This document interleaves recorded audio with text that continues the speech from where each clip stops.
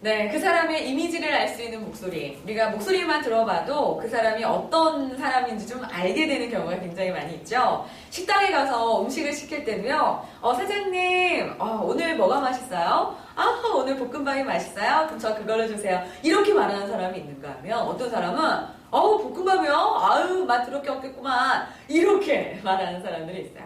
그래서 그 사람이 이제 어떤 목소리로, 이렇게 짜증내는 목소리인지, 좀 이렇게 따뜻하고, 자신감 있고, 열정적인 그런 목소리를 갖고 있느냐에 따라서 그 사람에게 느껴지는 이미지가 아주 천차만별이 될 거라는 생각이 듭니다.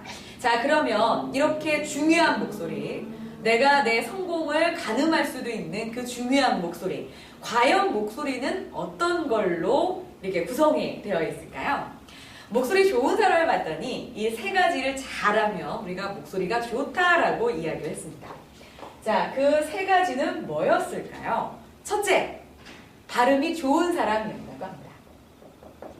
그러니까 그 사람의 발음이 명료하면 어머, 이 사람 말 잘하는 사람이야 라고 이제 생각을 했고요. 자, 두 번째는 발성.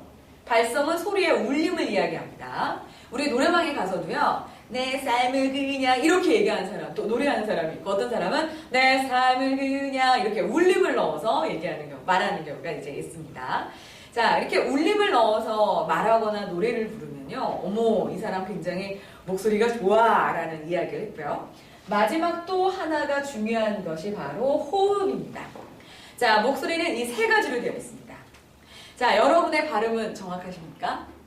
여러분의 발성은 잘 들리십니까? 여러분은 말의 체력이라고 할 수 있는 호흡이 굉장히 길게 긴 호흡을 갖고 있으십니까?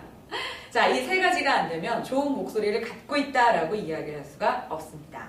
자, 그럼 먼저 발음부터 한번 공부해 보도록 하죠. 자, 발음이라는 거는 말의 음가를 이야기하고요. 소리값이라 이제 이야기를 합니다. 자, 예를 들어 볼까요?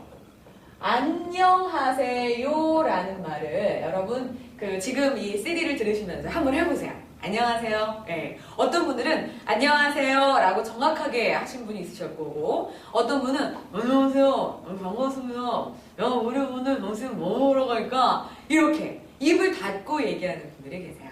자, 발음을 정확하게 하려면 여러분이 입모양을 크게 하는 수밖에 없습니다. 자, 우리가 안녕하세요에는 무슨 모음이 있나 한번 따져볼게요. 안녕하세요에는 아여, 아에요라는 모음이 있습니다. 자, 근데 우리는 이 모음을 하지 않아요. 그냥 어여어여 이렇게 해버린다는 거죠. 그래서 여러분이 모음을 정확하게 입모양을 크게 해주는 것만으로도 여러분의 발음은 굉장히 좋아질 수 있습니다. 한번 해볼까요? 아는요, 아가 아니라 아입니다. 여, 에, 요. 네, 한번 입안 정말 여기 시원하게끔 한번 스트레칭 하듯이 해보시길 바랍니다.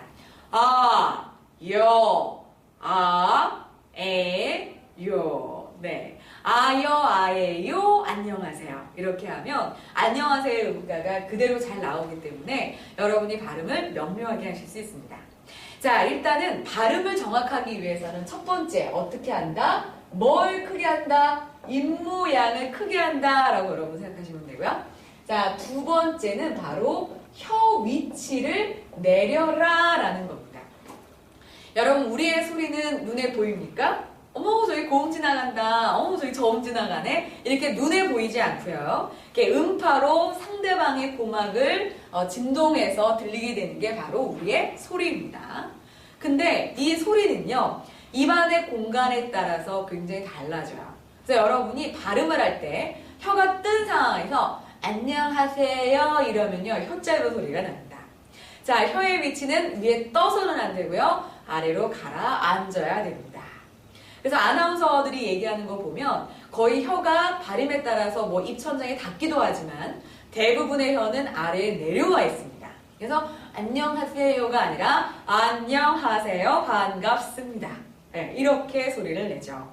그래서 아나운서도 가면 식당에 가잖아요. 식당에 가서 물건 시킬, 뭐 이렇게 음식 같은 거 이렇게 시킬 때도요, 아줌마! 이렇게 안 하고요, 아줌마! 이렇게 하는 경우가 되게 많아요. 그래서 입안에 있는 공간을 좀 넓혀서 발음을 명료하게 이제 만들어야 되는데, 그러려면 혀가 위에 떠서는 안 된다. 혀를 아래 내려줘야 되는데요. 혀를 아래로 내려줄 수 있는 방법은 여러분 하품하면 내려갑니다. 예, 하품하듯이 한번 해보실래요? 예. 하품할 때는 혀가 아래로 내려갑니다. 그래서 이렇게 혀가 내려가는구나 라는 걸 아시면 되고요. 자, 두 번째는 입술을 부르르 털면 혀가 내려갑니다. 입술을 한번 털어보실래요? 다시 한번 해볼까요? 어떤 분은 잘 안 털린다라고 하시는데요. 그럴 경우에는 손을 여기 하나에 잡고요. 하시면 됩니다. 자, 입술을 털 때는요. 예, 혀 자체가 아래로 내려가 있어요. 그러니까 턴다라는 것은 그만큼 혀가 중간에 안 뜨고 내려앉았기 때문에, 가라앉았기 때문에 그만큼 입술을 털 수 있거든요. 그래서 한 상황에서 이렇게 하는 거예요. 자, 혀 위치를 내리면 입 안에 돼지코가 보입니다. 입 안에 목젖이 있잖아요. 그 목젖이 입을 크게 벌리고 혀를 내리면 돼지코가 보이게 됩니다. 그래서 여러분이 발음 연습할 때는 일단 돼지코가 꼭 거울 속에서 이렇게 보고 계신 다음에 거울 속에 돼지코가 꼭 보여야 한다는 사실을 여러분 잊지 마시길 바랍니다.